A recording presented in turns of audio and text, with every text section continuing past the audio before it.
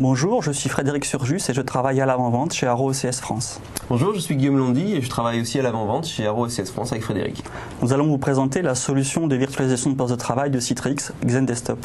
Dans un premier temps, mon collègue Frédéric va commencer par vous présenter le concept du produit XenDesktop 5 de Citrix.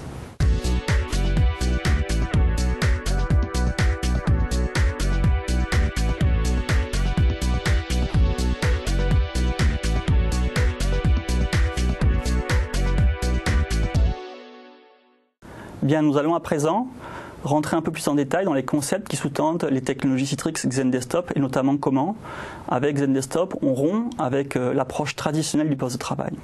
Il s'agit avec XenDesktop d'approcher le poste de travail non plus sous l'angle du périphérique, du matériel, en général extrêmement contraignant, bridé, peu souple, mais sous l'angle du service qu'on va pouvoir délivrer à l'utilisateur. Qu'on va pouvoir délivrer quel que soit son emplacement géographique et quel que soit le terminal qu'il va utiliser. Tout à l'heure, d'ailleurs, dans la partie démonstration, Guillaume et moi-même, nous allons vous montrer comment, à partir de terminaux très différents, un client léger, un PC traditionnel et puis un iPad, on peut accéder à un environnement complet, performant, sécurisé, exécuté dans le data center de l'entreprise. Alors, comment ça fonctionne? C'est extrêmement simple. Plutôt que d'avoir une approche traditionnelle, classique du poste de travail qui, en général, suit un long cycle, 3 à 5 ans souvent, où on va acquérir le poste de travail, on va le préparer, on va le mettre à disposition de l'utilisateur, on va gérer les phases de maintenance de mise à jour, puis on va gérer son recyclage. Plutôt que d'avoir cette approche qui est relativement peu souple, où il y a beaucoup d'opérations d'ailleurs manuelles, voire artisanales, on va découper le poste de travail, on va le virtualiser et on va décorréler les différents composants qui le composent. En l'occurrence ici, les profils, les applications et les OS. Donc on s'appuie naturellement sur les technologies de virtualisation de Citrix pour stocker dans un référentiel, une bibliothèque si vous préférez, les différents composants donc, qui vont permettre de fabriquer à la demande le poste de travail. En l'occurrence, ici des OS, Windows 7, Windows Vista, Windows XP, les applications, toutes les applications d'entreprise, applications Windows, et puis bien sûr les profils des utilisateurs. Ces différents éléments vont être stockés dans le data center, assemblés à la demande en fonction des besoins des utilisateurs et délivrés à travers les technologies Citrix de façon extrêmement performante et sécurisée. Alors on va virtualiser le bureau bien sûr et l'idée extrêmement importante c'est malgré tout, même s'il s'agit d'un poste de travail virtuel exécuté dans le data center, donc pas du tout un poste de travail finalement traditionnel, on va néanmoins le délivrer avec des performances de très bon niveau, avec une expérience utilisateur de très bon niveau, de manière à garantir à l'utilisateur un usage tout à fait confortable.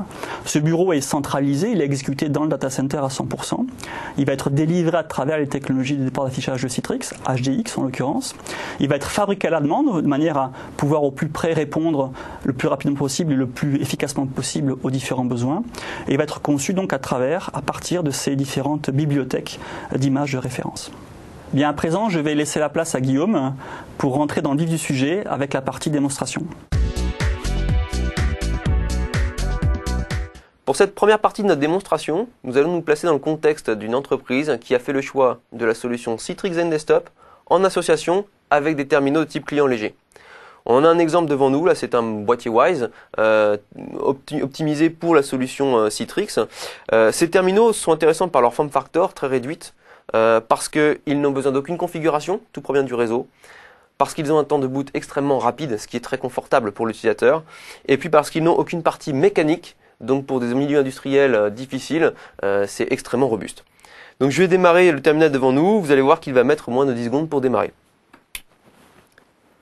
Voilà, je viens de démarrer le terminal Wise. On voit ici une initialisation du device, on recherche d'informations sur le réseau, on vient aller se présenter au point de connexion et on est devant une mire ici d'authentification qui demande à l'utilisateur de s'authentifier de façon à obtenir le bon environnement de travail pour sa journée d'utilisation.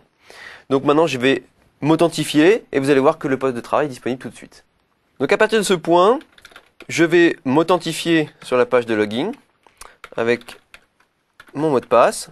À partir du moment où j'appuie entrer, on vient contacter un point central qui vient en fonction de mon identifiant m'affecter la bonne machine virtuelle qui m'appartient.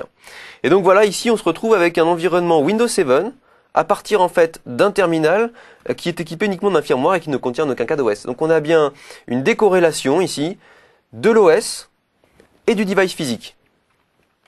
Maintenant, on s'aperçoit qu'on a un environnement complètement utilisable de façon tout à fait classique avec de très bons temps de réponse. Et ici, ce qu'on avait dit avant, c'était que les applications étaient décorrélées aussi de l'OS, donc c'était une couche supérieure. Et effectivement, tout ce que vous voyez ici, les applications Word, Outlook et Excel par exemple, ne sont en aucune façon installées sur le Windows 7 que je suis en train d'utiliser. Donc ce sont des applications qui sont disponibles depuis une librairie, un référentiel, et je vais simplement pouvoir appeler une application Word, par contre en parfaite intégration avec ce système d'exploitation. Donc voilà, ici j'ai mon environnement Word qui vient de démarrer, sur lequel je vais pouvoir effectuer une saisie de texte, par exemple, et je vais pouvoir aller chercher aussi, ou aller ouvrir un document que j'aurai dans un point d'utilisation. Par exemple ici, un document Word d'étude de bilan thermique. Donc voilà, premier cas de figure. Donc j'ai bien ici mon application Word parfaitement intégrée avec mon OS, mais qui pour autant n'est absolument pas installée sur mon système d'exploitation et encore moins sur mon device. Pour aller plus loin dans cette décorrélation de l'application et de l'OS, je vais pouvoir ici vous donner un exemple de deux versions d'Internet Explorer différentes tournant sur le même système. Donc ici, nativement, avec Windows 7, nous avons un Internet Explorer version 8. Donc je vais aller simplement sur une page classique. Voilà. Et puis je vais pouvoir démarrer ici une ancienne version d'Internet Explorer, la version 7.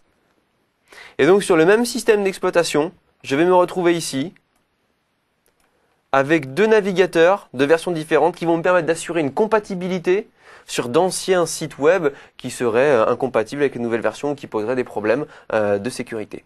Et donc ici, pareil, je vais pouvoir aller chercher le même site.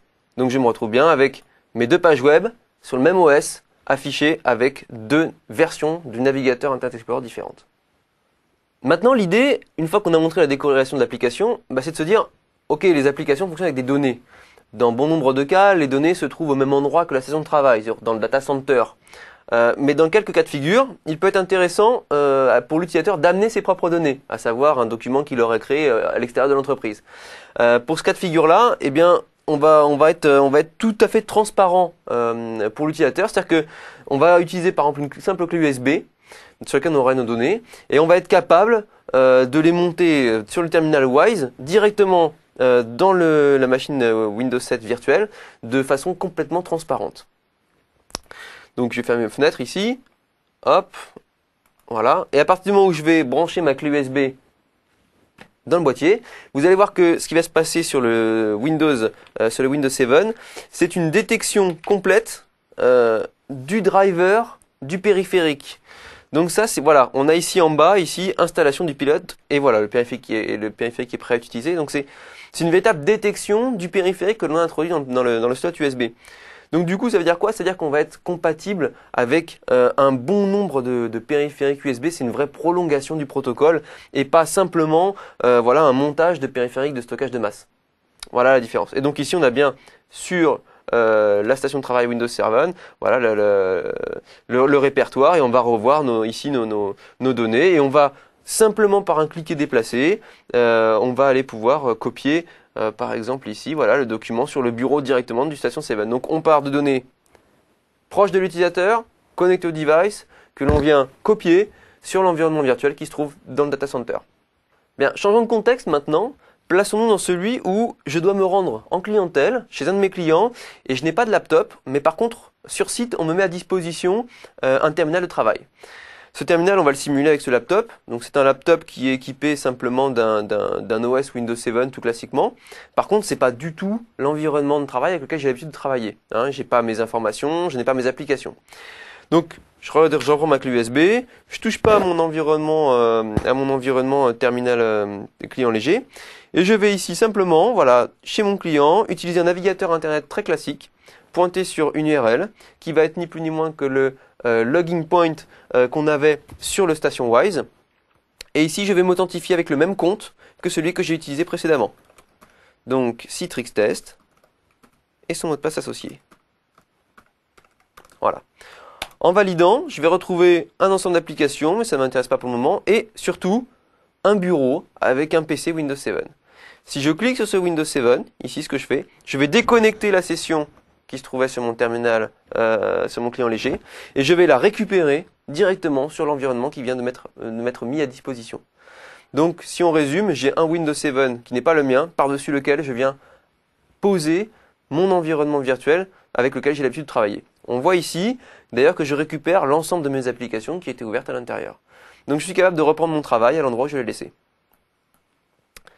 Autre type d'application, par exemple, on pourrait lancer ici, voilà, par exemple, le classique 6 Scooter 3D. Donc c'est simplement une petite visualisation d'un environnement graphique 3D. Donc voilà, ici, on a des performances tout à fait acceptables pour un environnement distant. En plus des applications classiques de suite bureautique, il est évidemment possible d'avoir un contenu beaucoup plus riche puisque c'est ce qui se fait aujourd'hui pour toutes les stations de travail. Par exemple, prenons l'exemple ici d'un logiciel de vidéo 3D, donc Blender 3D. Ici, on va être capable de le démarrer très classiquement et d'utiliser cette application bien plus riche qu'une suite Office. Autre contenu enrichi que l'utilisateur est amené à rencontrer très fréquemment, c'est le contenu web. Aujourd'hui, pas un site web n'existe sans animation flash, sans vidéo ou sans bande son. Donc Citrix l'a bien compris, en ayant une station de travail à un endroit et la machine virtuelle à un autre endroit, il fallait fluidifier ce contenu enrichi. Les technologies HDX de Citrix sont là pour ça. Petit exemple, très simplement ici, je vais visualiser le site directement de Citrix, donc on voit qu'on a une navigation relativement fluide. Voilà, c'est un exemple du site de Citrix par exemple, donc on a une navigation tout à fait valable avec une vidéo qui démarre. Voilà, le son qui se passe. On est ici sans l'activation HDX, donc on a quand même un rendu sur la station de travail relativement acceptable. Si on prend une autre vidéo un peu plus sympathique, un peu plus fun, par exemple une voiture, c'est Ken Block qui fait son Gymkhana numéro 2, par exemple. Sans l'activation HDX, en petite définition, on a une vidéo relativement acceptable.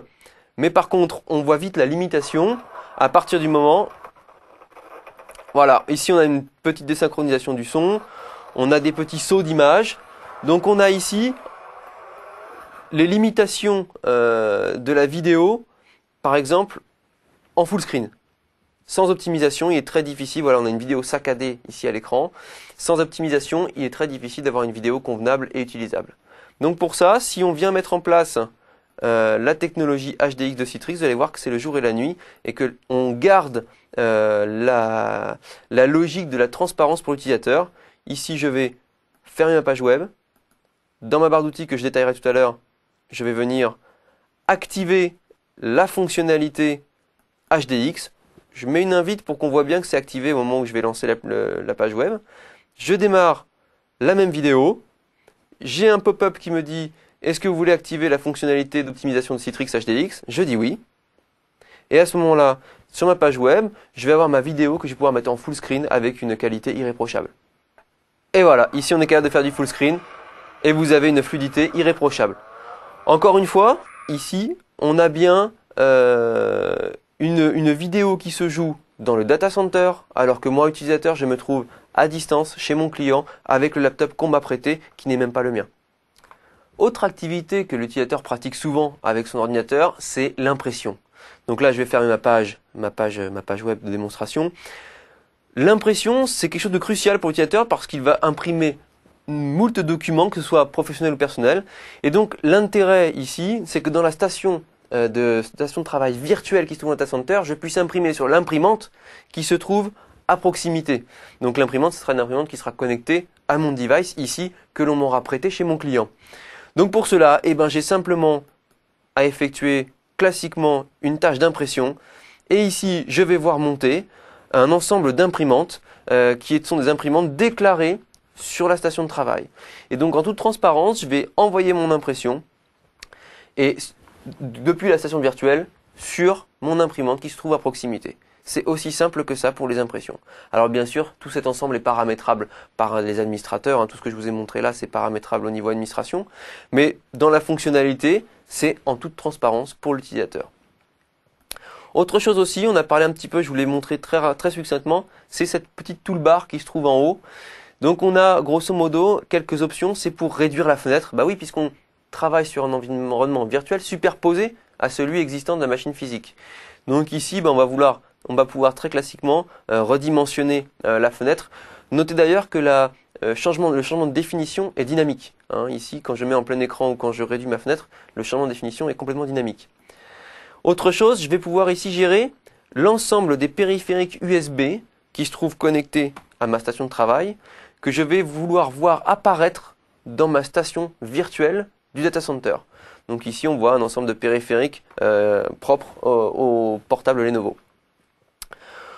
Autre chose aussi, dans les préférences, je vais pouvoir définir comment vont réagir mes périphériques, ma station de travail virtuelle quand je vais insérer un périphérique USB. Est-ce que je veux que ça monte automatiquement ou pas? Voilà, très simplement. Dans l'affichage, c'est juste simplement une notion de comment va fonctionner ma fenêtre d'affichage lorsque je vais la déplacer ou la réduire. Et HDX, c'est ce que j'ai utilisé tout à l'heure, c'est l'activation ou la désactivation de l'ensemble des fonctionnalités ou d'une partie des fonctionnalités HDX directement accessible à l'utilisateur depuis cette barre de tâches ici. Autre chose, un bouton de raccourci CTRL-Del du classique. Et ici, très intéressant, le bouton classique accueil où je reviens sur mon OS de base qui se trouve sur mon laptop. Donc je rappelle ma fenêtre, je suis sur mon environnement virtuel ici. Si j'avais voulu avoir deux stations de travail différentes, virtuelles, dans le data center, et passer de l'une à l'autre, j'aurais eu ici deux icônes, par exemple un Windows 7 et un Windows XP, et j'aurais pu simplement en cliquant sur l'icône qui correspond, passer d'un Windows 7 à un Windows XP dans le data center. Voilà pour les impressions et la barre d'outils Citrix. Maintenant, je vais laisser la place à mon collègue Frédéric pour la troisième partie de cette présentation concernant les périphériques mobiles. Bien, me voilà dans mon canapé, tranquillement installé. Je vais choisir de me connecter à mon environnement de travail professionnel pour peut-être terminer une tâche que j'ai commencée tout à l'heure. Pas forcément une tâche très complexe, parce que j'ai pas forcément envie de travailler très tard ce soir, mais simplement consulter un document, le retoucher légèrement. Donc ce que je vais faire, je vais simplement accéder à l'App Store d'Apple, donc un service que vous connaissez tous, récupérer le receiver, qui est donc un connecteur qui me permet d'accéder à mon environnement virtuel hébergé dans le data center. L'ayant, ça prend quelques secondes, l'ayant installé sur le bureau de l'iPad, j'ai plus qu'à tapoter légèrement, comme ceci, et récupérer donc la série de ressources, applications et postes de travail virtuels compris, qui donc me permettront de travailler tranquillement avec une simple connexion Internet Wi-Fi par exemple. En l'occurrence, ce qui m'intéresse, c'est de récupérer mon application Word. Donc j'ai plus qu'à simplement la sélectionner, elle apparaît dans le bureau. Peut-être d'autres applications, si je veux travailler sur d'autres applications, je peux tout à fait me constituer une série de ressources en fonction de mes besoins, de mes goûts, de mon activité du moment. Voilà, peut-être je peux rajouter aussi une application 3D si je souhaite. Et donc sur ce bureau, cet espace de travail, je vais choisir de démarrer l'application qui m'intéresse, en l'occurrence ici Word. Donc pas forcément le bureau complet, juste l'application en l'occurrence, puisque je n'ai besoin que de ça pour travailler ce soir. Et évidemment, comme je me reconnecte à une session qui a déjà été démarrée par Guillaume tout à l'heure, l'application disparaît de cet écran-là et réapparaît donc sur le poste de travail virtuel sur l'iPad en fait. Donc c'est bien la preuve que l'application est totalement décorrélée de l'OS. Tout à l'heure, on l'a déjà fait d'ailleurs, entre le client léger Wise et le poste de travail portable Windows. Là, on le refait entre un poste de travail portable Windows et un iPad.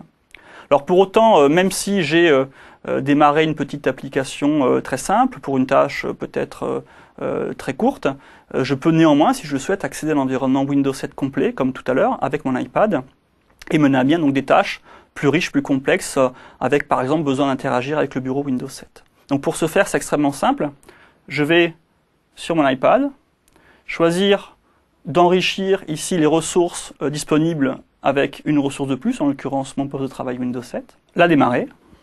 Vous remarquez encore une fois que je suis automatiquement déconnecté de mon terminal précédent et reconnecté donc à mon environnement de travail virtuel complet Windows 7 sur l'iPad.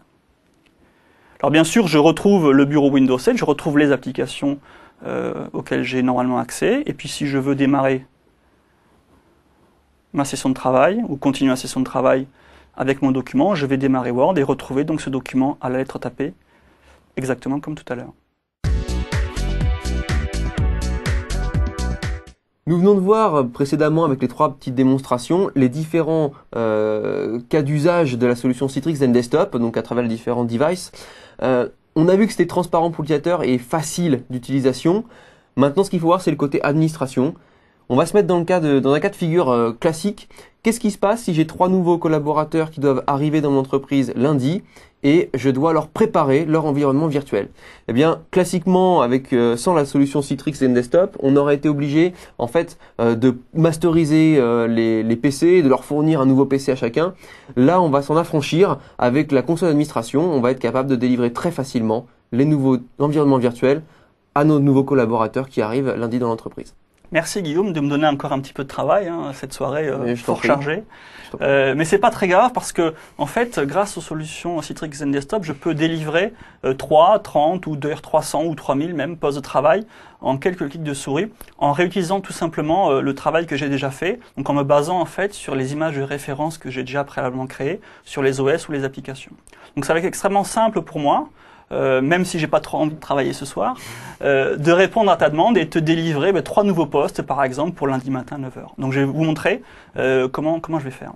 Je vais donc mener à bien les tâches confiées par Guillaume, en l'occurrence donc la création de 3 nouvelles machines virtuelles que je vais devoir déployer extrêmement rapidement à nos nouveaux collaborateurs. Donc, je suis toujours installé avec mon iPad dans mon canapé et je vais me connecter à la console d'administration de ZenDesktop.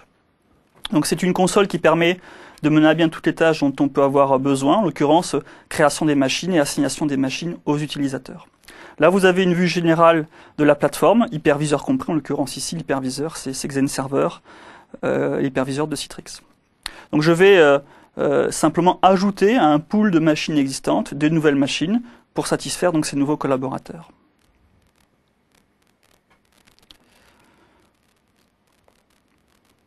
Donc voici ce pool, donc connecté aujourd'hui, utilisé par un utilisateur, un seul, donc un petit pool à l'évidence, que je vais enrichir avec des nouveaux postes. Donc c'est extrêmement simple à faire. Je choisis ici d'ajouter des machines à ce pool.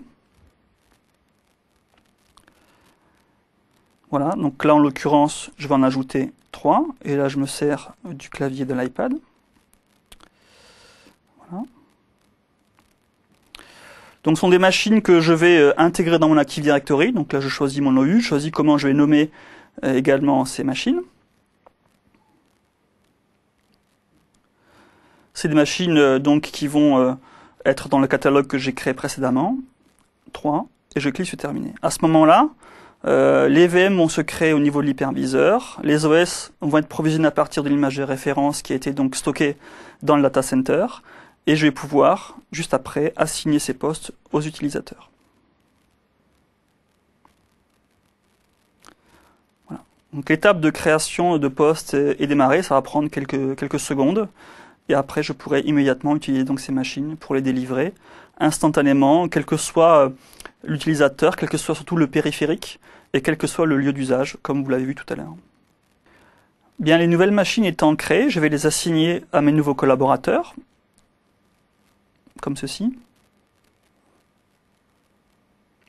Donc j'ajoute des postes à un groupe de postes de travail existant. Voilà, donc là j'ai un poste disponible, je le choisis.